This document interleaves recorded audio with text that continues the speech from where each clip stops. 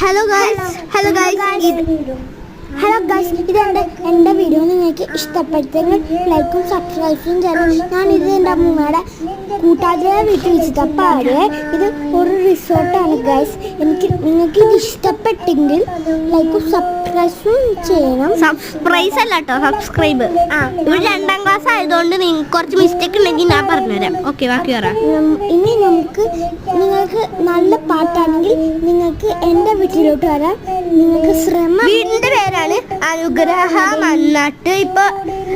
ഇപ്പോഴത്തെ ലൊക്കേഷൻ അനുഗ്രഹ മങ്ങാട്ട്, കിഴക്കേപ്പുറം, നോർത്ത് പറവൂർ.